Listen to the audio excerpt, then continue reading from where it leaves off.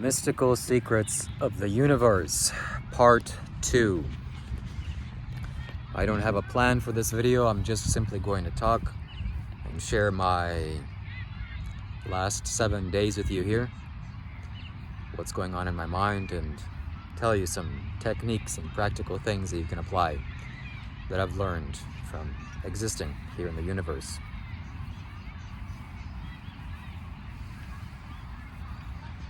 I'm here in this park that I usually go to, and I'm enjoying the nature, sitting on the grass here. And I was absorbing some sunlight. I had my shirt off and I was eating the sunlight. So that's the first thing that I want to share with you here, is that most of your food should be coming from the elements, your environment. It shouldn't be coming from food. If it is coming from food, I can guarantee you that you are in a severe state of lethargy, as I was many years ago. Eating things simply out of pleasure. And when you eat things simply out of pleasure, your body needs a lot of time to rest and recuperate. There's a great deal of energy lost through digesting food. So if you can learn to absorb the air, there's energy in the air. If you can learn to absorb energy from the soil, from the ground, simply sitting like this with your body in contact with the soil, there's energy in the soil also. And just like that, from the sunlight and the water, and even the things that you look at and the environment that you live in, it's all being absorbed into you. If you can learn to do that, as I'm actually learning to do that now, your body's ability to think, your perception will be clearer, you'll have a clearer state of mind, as well as your need to sleep will go down. It'll go down significantly. So I'm eating a fruitarian diet now. Yesterday I thought I'm gonna eat some nuts. Maybe I will, I'm not sure. And quinoa. But as of now, I'm pretty sure I'm gonna continue on this fruit diet. I had one clementine today and some coconut water, and that's it. And it's almost sunset, and I feel great. My body feels relaxed and light. So as I'm viewing videos online and I see people, restaurant owners that are cooking these briskets and meat and all this stuff, and I can see into their body, and I can see that they're in a constant state of agitation. They cannot avoid the agitation that comes from meat. It's impossible. Unless you have extreme mastery over your system, you can digest meat and you'll know what to do with that information that's inside of you. Information, just as in, if you download a file into your computer, that's information. And you'll have to learn what to do with that. So, otherwise you will be agitated. You will be in a state of agitation, as most people are that eat meat, unfortunately. And it will take a great deal of time for you to actually perceive that within your own self. It's better that you have someone wise like me tell you, hey, you should probably stay away from eating meat, and you'll see the advantages for yourself, at least for 1 week. 1 month. That's the challenge that I want to offer you here. If you've been eating meat and eggs and fish and dairy and things that come from animals, just stop it. Eat a plant-based, whole food, vegan diet, and in 1 month you will know the difference for yourself. And after 1 month, if you go back to eating meat, at least your body will know for sure, forever, that this is available to you. And maybe you'll slip in ignorance, but you can always go back to that, right? So try it out.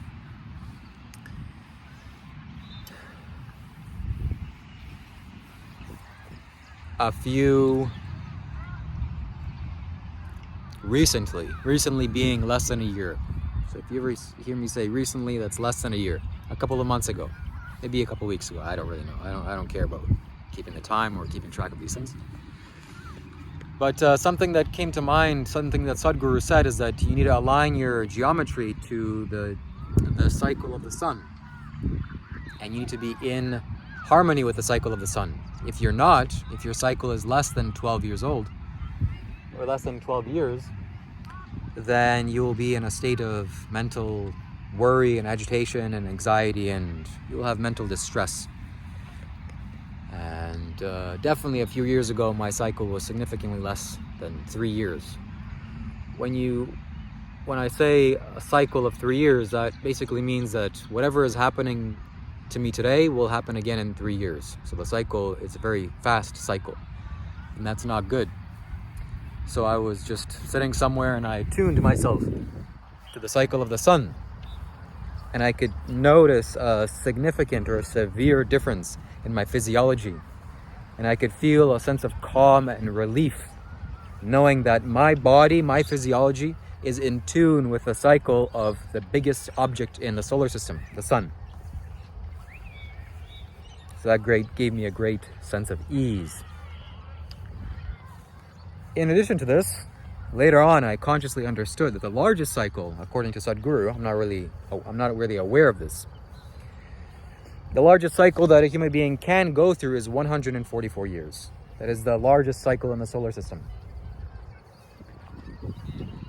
And so I consciously meditated on this and attuned myself energetically towards this 144-year cycle. I think it's something to do with Saturn or one of these massive planets.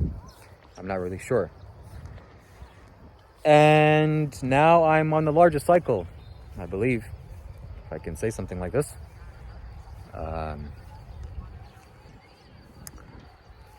So, which is wonderful and great. I'm gonna find a place to sit here. Something I've noticed as I look through the planetary systems on Google, the planets have been mapped out it's very easy to find the space, and these things have been worked out by astronomers. I was looking at the planets, and the only planet that I see that is not affecting the human consciousness really is Uranus. I'm pretty sure that that's the planet. So most of the planets are in the vicinity that they are influencing the human body. And then that planet, I believe it's Uranus, is far enough away that it has no significance on the Earth. So the gravitational pull of that planet is insignificant. It has no meaning.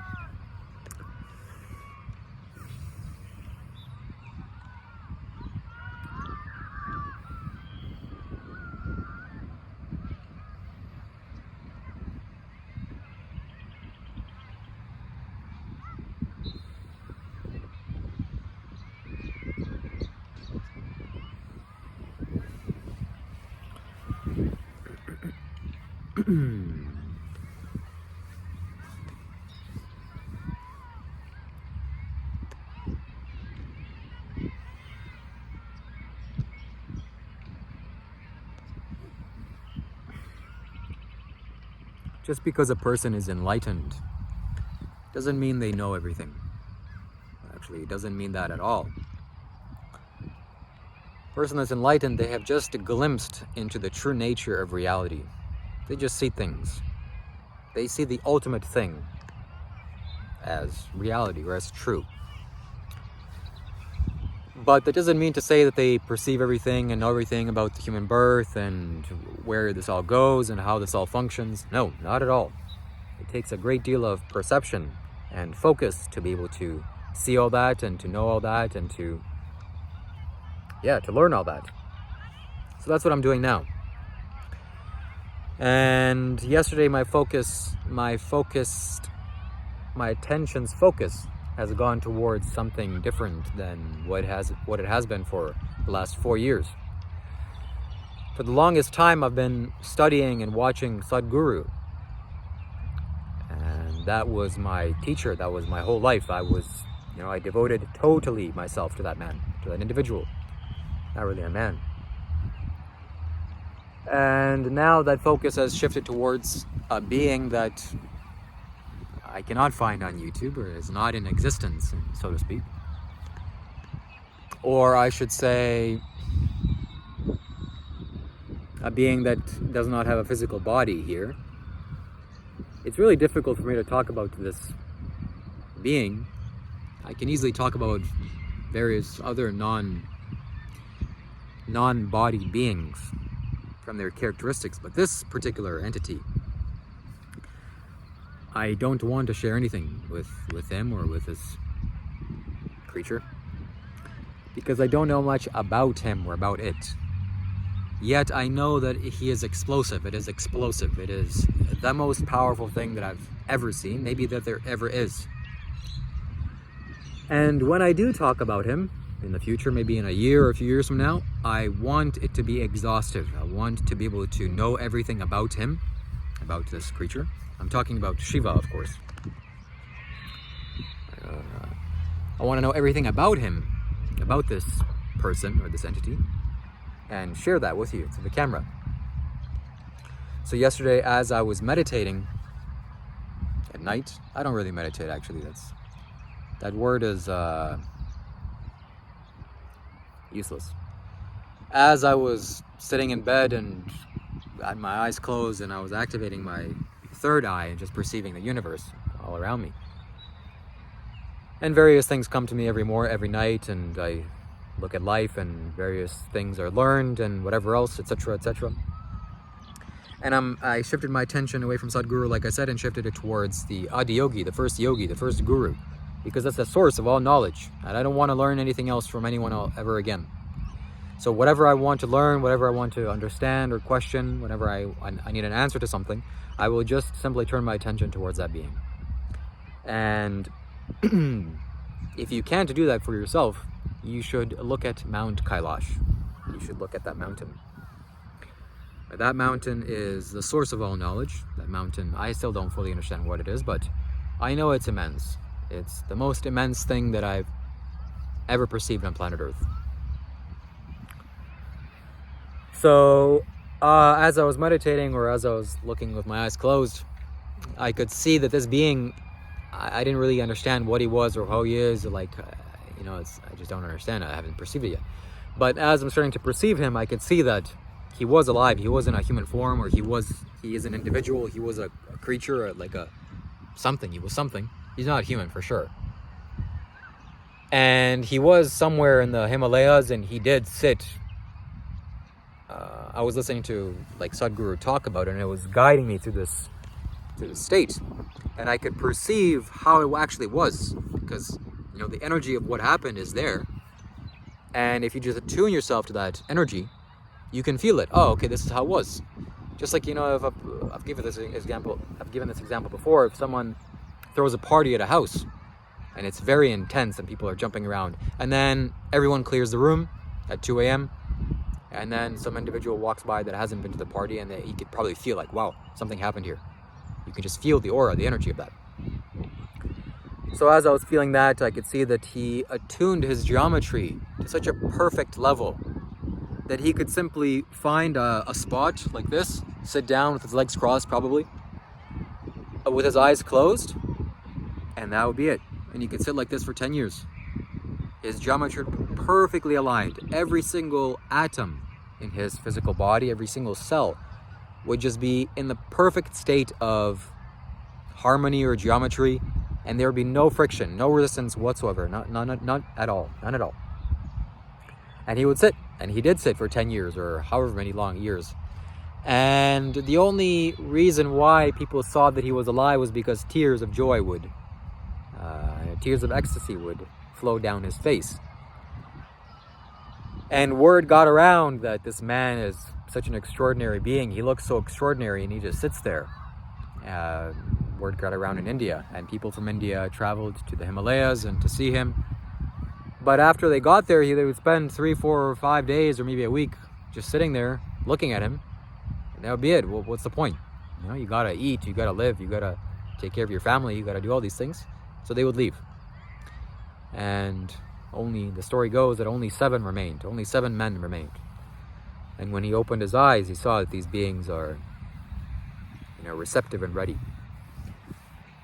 And the story goes that he transmuted the science of yoga, or transmitted, the science of yoga onto them.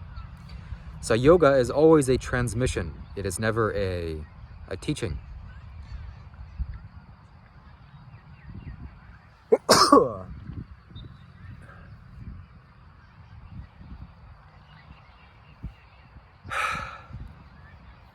I've held back my energy from saying something to someone in my body, and just as I mentioned this topic, that energy wanted to come out or needed to come out, and I sneezed.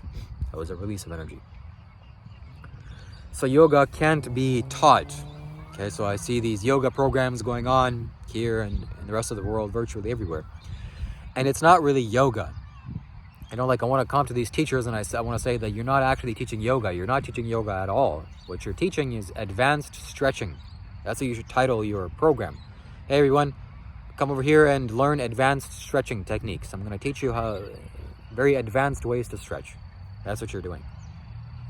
You would need either a profound state of energy in your own body to be able to teach someone how to bend properly and to be able for them to feel you, or you need to live in a consecrated space. That's the only real 2 ways that you can teach yoga. So transmission, of course, is like a cell phone tower giving off information, and your cell phone is able to perceive that, is able to absorb that. So in a similar way, you can transmit energy, knowledge, and if the other person is receptive, they can absorb it into their own body. And that's how yoga is taught. So in a way, I am teaching yoga here. This is all that I'm doing. I am transmitting the science of yoga to you. So what I'm doing here is much more than words. And if you're in any way, shape, or form perceptive, and you watch my videos, if you watched more than 2 videos, I should say, you are connected to me for your whole life, or at the very least until you get it. You get some understanding. And then you can consciously turn away from me. But otherwise, I will not leave you alone. The world needs beings to awaken, and you need to awaken yourself.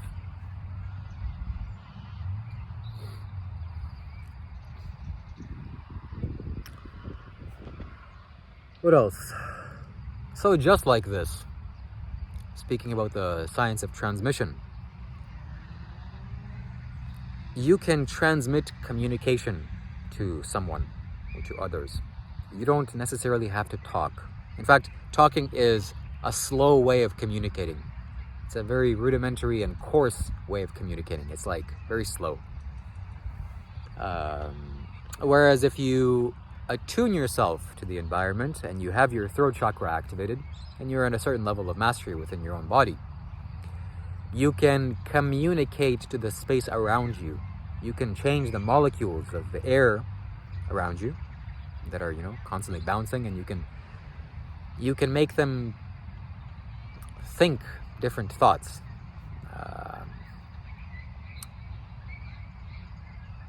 You're not going to get this. How should I say this? Looking at a more coarse example, like if you could change the wind pattern. So if the wind is blowing from right to left, where I'm at here, and I could change the wind to be a circular thing. It's a different form of communication. The wind is communicating in a different way. So it's almost becoming a tornado versus just gently blowing. Or if the breeze is gently blowing. So like this, you can communicate to the very fabric of the space around you. And not only to the fabric of space, you can communicate to another person's body and to another person's mind. You can shape them, you can mold them, you can get them to change their mind. You can talk to their subconscious mind, which is actually what you're doing when you are communicating in this way. And it's a far more effective way than to me sit in front of you and say, okay, well, logically, let's think about this logically. First is step 1. Okay, you got step 1. Now step 2. Did you get lost? Okay, let me go back to step 2. Now after step 2, what comes next? Yes, step 3. See, it's very slow and very rudimentary. When you start speaking, there has to be logic involved. I can't just start saying, okay, first is step 1, now it's step 10. You would think, okay, I need Go away from this guy. I need to go away. So that's how it's like, and that's what I'm teaching here.